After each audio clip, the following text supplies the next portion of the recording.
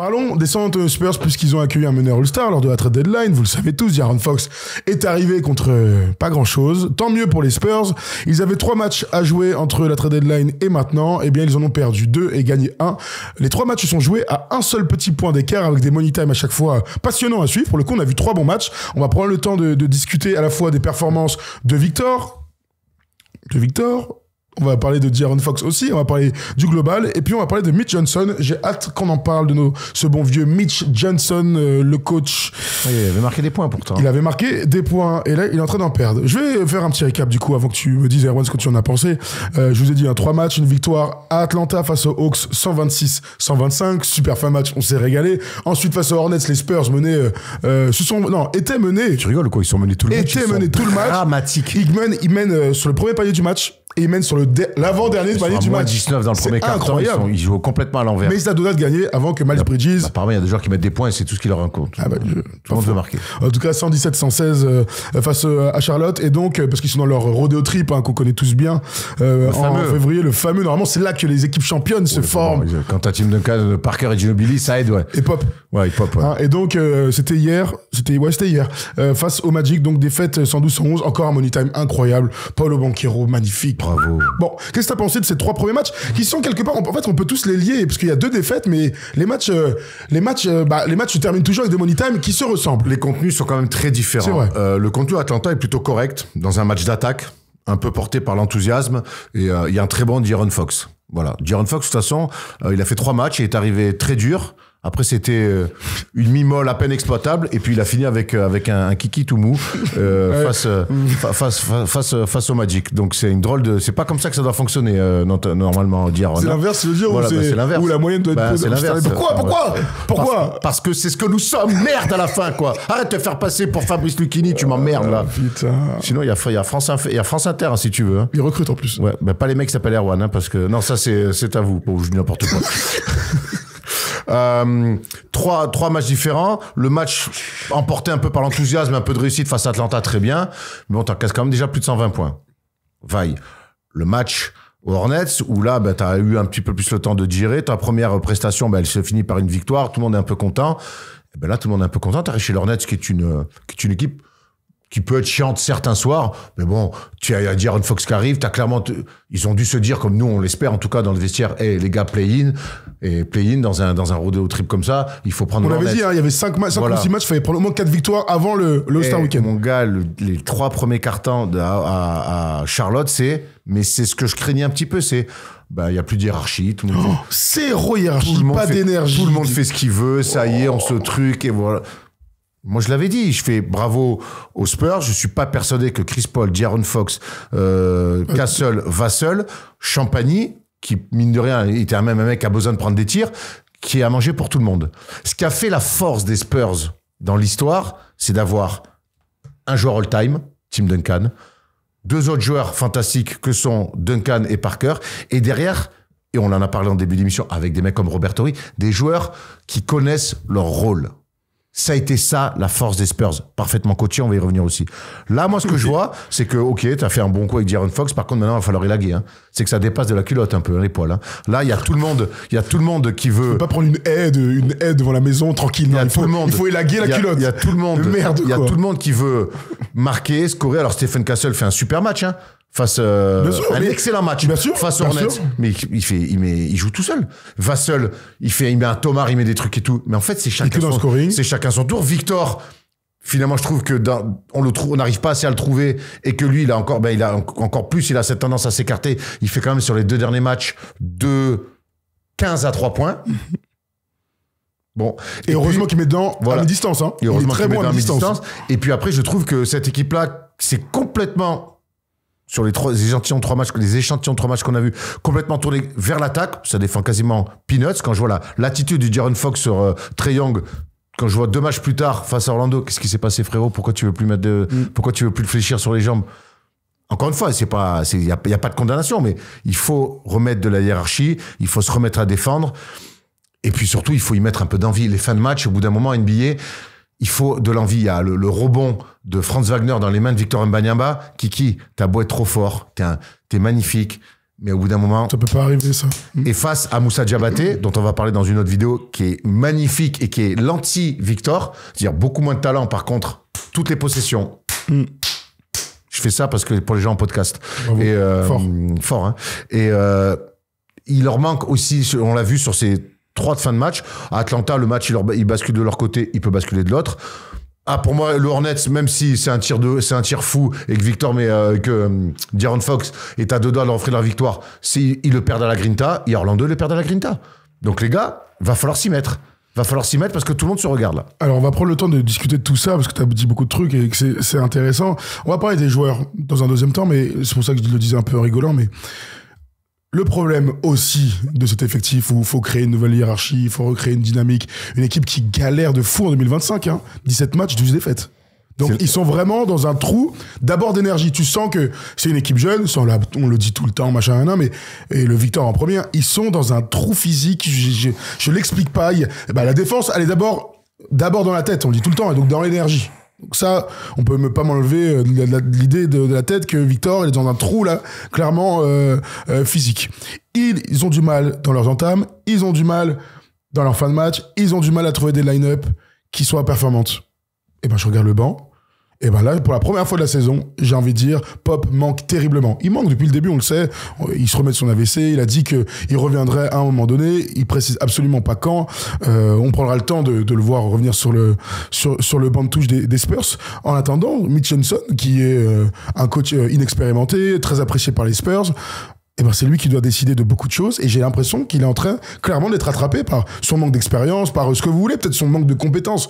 Je vais peut-être pas lui tirer à ce point-là, mais en tout cas, il n'est pas capable de driver cette équipe à faire un run de playoff, jusqu'à preuve du contraire, hein, bien sûr. Un run de playoff, un run de victoire pour peut-être aller en playoff en passant par le play-in.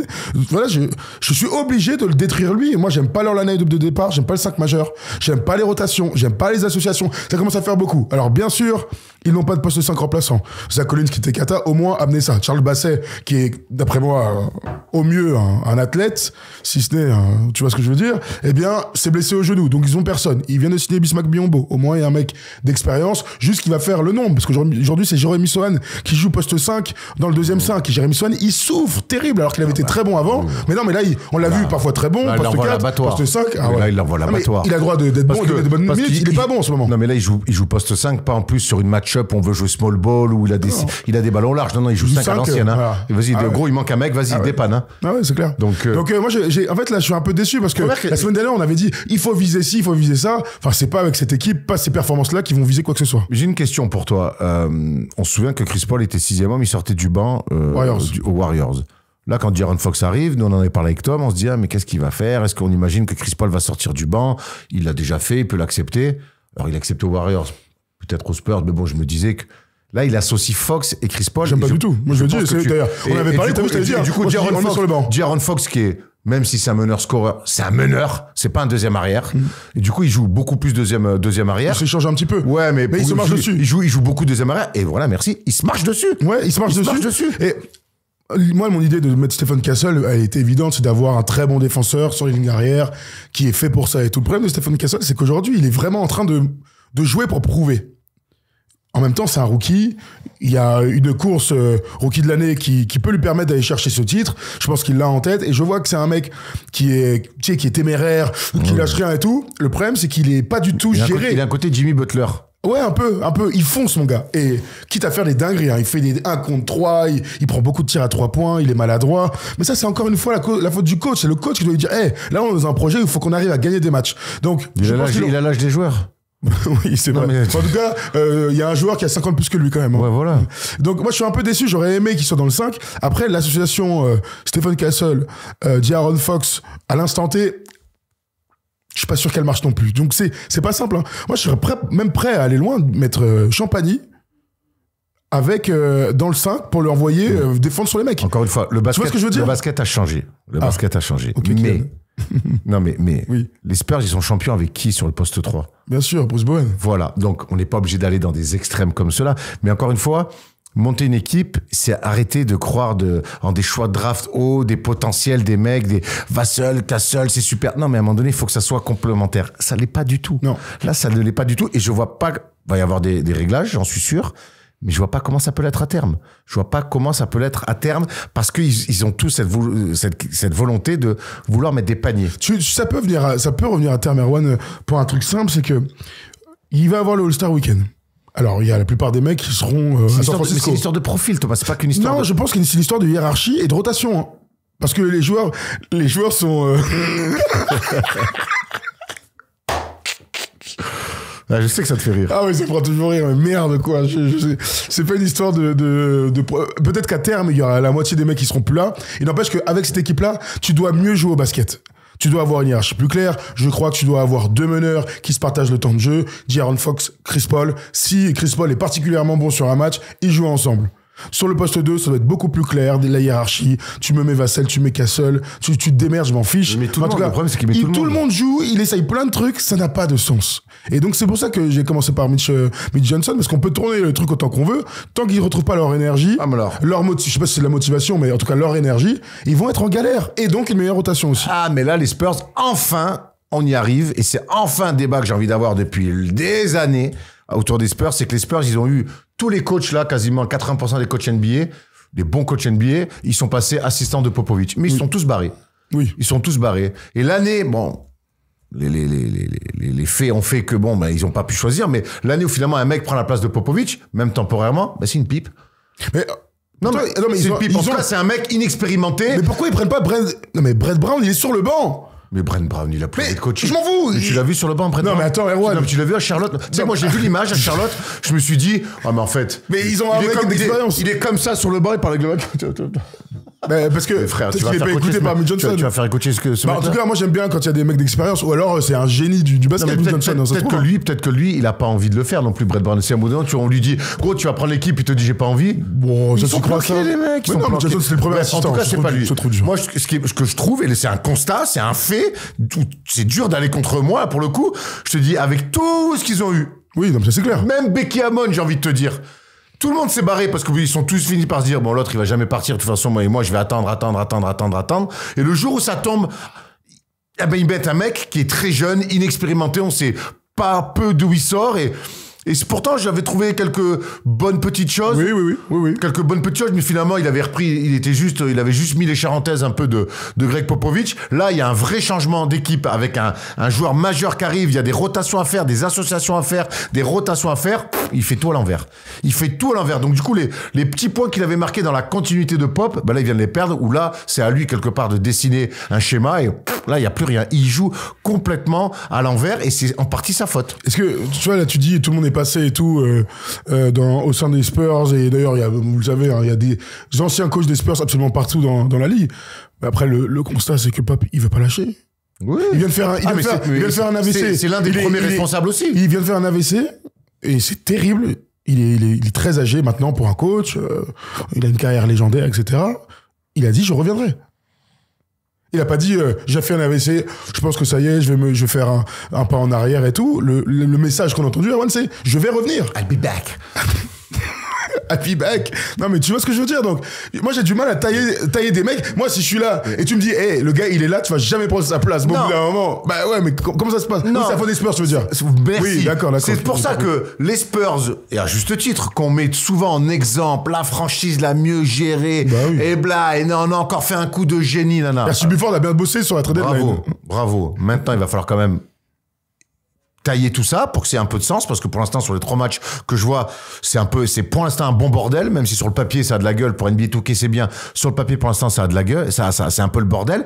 Et puis surtout, moi, cette gestion de Greg Popovich, c'est un truc dont je parle depuis très longtemps. L'une des premières interviews qu'on avait fait avec Tony Parker lors du premier match NBA à Paris, ouais. On lui avait posé la question sur Popovich et il nous avait déjà dit bon non, faut qu'il arrête, il a déjà fait le tour. Alors on sait qu'il a perdu sa femme, qu'aujourd'hui les Spurs plus que jamais sont sa famille, il a besoin et c'est sa vie à lui, son quotidien.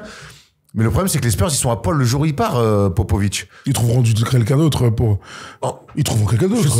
Il y a pas 1000 mecs sur le marché aujourd'hui. Ouais, mais t'as Victor Wembanyama, il te faut un coach, hein. Tu peux pas tenter des mecs. T'as Victor Wembanyama et De'Aaron Fox maintenant. Ce que je veux dire, c'est que le jeu des chaises musicales des coachs, on le connaît. Doc Rivers sera bien disponible à un moment donné.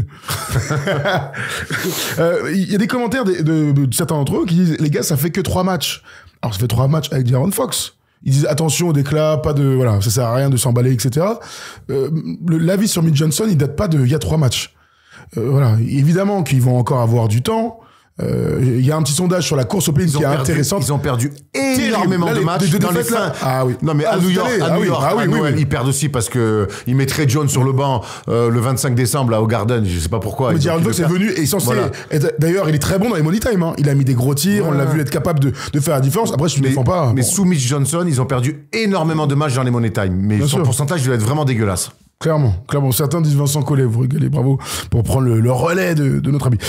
On va parler tout à l'heure de tous les Français dans le French Corner, mais je veux qu'on s'arrête vite fait sur Victor Wembanyama. Alors, on sait qu'il souffre d'allergie, qui apparemment le gêne vraiment pour jouer au basket. Bon, moi, je vous le dis très clairement, je reconnais pas Victor dans ses intentions de match. Alors, il est tellement fort qu'il sort encore des matchs à 18, 5 contre, 10 rebonds. Il est tellement fort, il est tellement impactant que c'est son minima, il fait les stats. Voilà, c'est son minima, exactement. Mais on a beaucoup parlé de lui dans la course au défenseur de l'AD. Ça, j'en fais encore mon favori. Là, depuis quelques matchs, défensivement, alors il y a toujours des contres, mais il fait beaucoup moins d'efforts. Il est beaucoup moins intense, en fait, à l'image de son équipe. Donc c'est pour ça que je disais ça tout à l'heure. Il faut que l'énergie revienne. Mais en fait, je crois qu'il faut que l'énergie revienne d'abord pour Victor. Il est tellement déjà le phare là dans leur nuit que j'ai l'impression que tout passe par lui, malgré le fait qu'il ait 21 ans. Tu sais qui c'est qui est d'accord avec toi? En 2 ans peut-être. Non, je sais pas. Chris Paul. Ah bon? Ouais, parce que Chris Paul, quand tu regardes les matchs, le nombre de fois il va le choper comme ça, oui. Lui parler, Chris Paul en ce moment est beaucoup sur les côtes de Victor Wembanyama pour justement ce que tu es en train de dire, pas le remotiver, mais lui dire allez là faut que tu sois au compte, faut que tu sois plus tôt, faut que tu sois là, allez faut que tu vois, il est beaucoup là Chris Paul en ce moment et ça m'a marqué moi sur les matchs de voir Chris Paul venir beaucoup comme ça parler lors des temps morts, tu sais au moment où tu vas t'asseoir sur le banc, il est tout le temps en train de parler parce qu'il doit sentir aussi qu'en ce moment Victor est dans une période de moins bien. Mais rappelez-vous, il était moins bien avant le match à Paris, hein. Souvenez-vous, on a dit il est crevé, ça se voit, etc. Il est arrivé à Paris, il a réussi à faire du Victor parce qu'il est trop fort. Il a été bon après contre les Bucks. Et puis depuis, il enchaîne pas, quoi. Tu vois ce que je veux dire? Il enchaîne pas. J'allais dire, j'aurais aimé que le All-Star Weekend lui permette de se reposer. Programme. Là, programme chargé. Le gars est de toutes les participations. Même à Merano, t'as pas des semaines comme ça. C'est-à-dire qu'il fait le Rising Stars Challenge avec son équipe. Il fait le Skill Challenge avec Stephen Castle, je crois. Non, Chris Paul, j'ai une bêtise, avec Chris Paul. Il fait le tournoi du dimanche soir. Donc, évidemment, il va pas du tout se reposer. Et il avait dit l'année dernière que ce qu'il avait marqué, c'est le fameux Rookie Wall, à partir de 40-50 matchs, il sentait qu'il était très, très, très fatigué. Moi, je le sens vraiment fatigué. Je sais pas comment il va faire pour relancer la machine. Tu vois, c'est aussi ça. Après, il est tellement fort, il est tellement équipé différemment que c'est une affaire mentale, quoi. Oui, c'est une affaire mentale, mais est-ce que, du coup, Victor doit aussi apprendre peut-être à avoir ce qu'on appelle un plan B. Apparemment, il fait pas le Rising Star Challenge. Ok. Voilà, avoir un plan B, c'est-à-dire quand je suis dans un grand soir, regardez-moi, je vais vous fournir de partout. Par contre, quand je suis dans un petit soir, et c'est ce qu'on disait, et on se répète un petit peu. Alors, ça peut paraître un peu bêta. Et un jour, j'espère qu'on aura l'occasion de lui parler de cette théorie-là, mais de dire, je suis dans un soir un peu moins bien. Provoquer des fautes, aller sur la ligne, essayer de faire mal un petit peu plus différemment que plutôt être tout le temps dans cette difficulté qui n'en est pas vraiment une pour lui les grands soirs, mais quelque part aller pour le coup avoir un plan B où c'est un peu plus facile pour lui sur des choses où il va maintenant c'est devenu une star, il est bien sifflé, vas-y frère. Parfois il se fait un peu entrer dedans, oui, un peu, oui. Ça arrive qu'on ne siffle pas, oui, ça arrive. Mais vas-y, va 8, 10, 12 fois sur la ligne, va faire ton petit pécule, du rebond offensif, remettre dedans, et puis en plus t'es bien entouré, donc il y a des soirs où les autres vont mettre dedans, mais de tout le temps là, le 1-15, le 2-15 sur les deux matchs d'affilée comme ça, propose-moi autre chose, Victor, tu sais tout faire. Pour le coup, sur les lancers francs, au dernier match là, contre Orlando, il a 7 sur 8 au lancer franc. En revanche, le match d'avant, là, je transforme complètement, il a 1-9 à 3 points et 1 sur 1 lancé. J'ai envie de te dire que 8 lancers francs pour Victor, c'est presque le minimum. Le problème, c'est que pour l'instant, il n'est pas ce gars-là. Il n'est pas ce gars-là. Pour l'instant, il n'est pas ce gars-là. En cette saison-là, il tente 4 fois sa chance sur la ligne des lancers francs. C'est rien du tout. Rien du tout. C'est rien du tout. Non, mais je suis d'accord avec toi, on le dit très souvent. Ça montre aussi que c'est un extérieur, en fait. C'est un extérieur aux accords de 2 mètres 20. On va dire ça à Dwayne Wade, hein. Pourquoi? Parce qu'il shootait 15 fois qu'il shootait 15 lancers francs par match. Je crois que t'avais fait, j'ai eu très peur. Non, je pensais à une blague que je ne dirais pas évidemment à l'antenne parce qu'elle est catastrophique, cette petite blague. En tout cas, nos amis des Mavs, n'importe quoi des Spurs, ont encore 2 matchs. 3 matchs. 2 matchs avant l'All-Star Game. Ils jouent ce soir contre les Wizards. Eh oui, cool. Il n'y aura pas Alexar. Et contre les Celtics à Boston, hein, ce sera pour finir leur rodéo trip terrible. Bon courage. Il faut absolument prendre le match de ce soir, disons-le. Moi, je vais te dire, les 2 matchs qui perdent coup sur coup à Charlotte, qui doivent gagner quoi qu'il arrive sur le papier, et qu'ils ont finalement dans les mains, il leur fait très mal. Le match à Orlando, où sur le papier, ils sont peut-être pas favoris, mais ils l'ont dans les mains. Les 2 matchs qui perdent là, retient-les bien. On en reparle en fin de saison quand il va te manquer 1 match ou 2 matchs pour le play-in. Pour moi, là, c'est très tôt dans la nouvelle aventure avec De'Aaron Fox, mais ces 2 matchs-là, ils risquent, j'ai bien peur, qu'ils leur coûtent très très cher dans la course au play-in. Du coup, dans l'objectif play-in dont on a parlé la semaine dernière, là, tu arrêtes un peu ton quand je vois les Warriors avec Butler, le jus que ça met, l'entrain que ça amène, les résultats, alors il a fait qu'un match, mais je vois quand même des choses. On fera d'ailleurs une palette jeudi dans le First Day Show autour du premier match de Jimmy Butler avec les Warriors. Quand je vois les concurrents directs, on sait qu'il faut qu'ils en mettent 2 derrière eux. Allez, on peut peut-être mettre les Kings. Oui. Mais là, même si tu mets n'importe quelle autre équipe, il faut gagner des matchs. Ils en gagnent pas assez en tout cas. Ils en gagnent pas, et la conférence Ouest, elle est vraiment, c'est abusé. Je vous redonne vite fait le classement, si vous l'avez pas sous les yeux. Donc, les Clippers sont 7e à 29-23, les Mavs sont à 28-25, les Kings dont tu viens de parler sont à 26-26, les Suns sont aussi à 26-26, et les Warriors aussi, donc 11e, 26-26, et donc les Spurs sont à 22-28. Il y a que 3 matchs de différence. Non mais, tu vois, il y a que 3 matchs. Mais... Le problème, c'est que toutes les équipes là, à part les Kings, à la rigueur, elles nous semblent plus fortes. On est All-Star. Tu me diras, il y a aussi les Mavs qui viennent de perdre Anthony Davis, mais dans l'idée, elles nous semblent plus fortes. On est All-Star break. Ouais. Déjà, donc 3 matchs, voilà. C'est plus 3 matchs en janvier ou en décembre. Il te reste 30 matchs à jouer. Ouais. Il te reste 30 matchs à jouer, c'est ça. Vous connaissez la théorie, hein. Les équipes qui décollent après le All-Star Game, il y en a toujours. Il y a toutes les autres aussi qui chutent un petit peu. Donc, écoute, nous, on va souhaiter quand même. On peut mettre une pièce sur le fait que ça explose complètement du côté des Suns aussi. Au vu de ce qu'on entend. T'as raison. On en parlera, je pense, un peu plus jeudi dans le First Day Show. Mais apparemment, le vestiaire est dans un état, mais catastrophique. En même temps, tu vois, c'est comme pour Nico Harrison tout à l'heure, hein. James Jones, ils ont fait n'importe quoi avec Matisse Bahia, le propriétaire. Quand tu fais n'importe quoi, les joueurs, de toute manière, te le font payer direct. Et Kevin Durant n'a plus envie d'être là-bas. Bah, il va quand même devoir jouer pendant 3 mois. Hein. L'argent n'achète pas la connaissance d'un sport. Et Dieu merci. Voilà.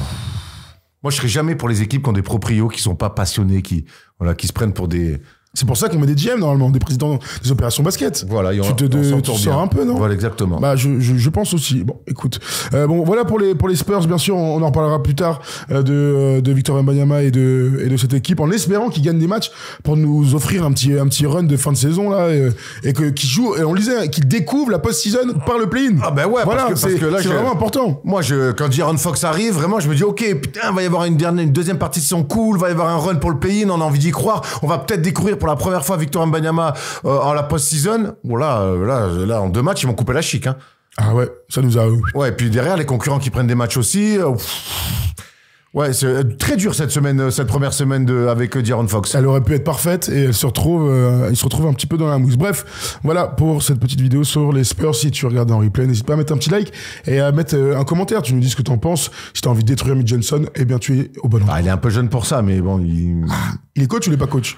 Ouais, Me parle pas d'âge, t'as dit le basket il a changé, me parle pas d'âge non plus. Oui d'accord, mais après pour coacher, il faut de l'expérience, il faut du temps, mais là il fait des choses qui sont pas rassurantes.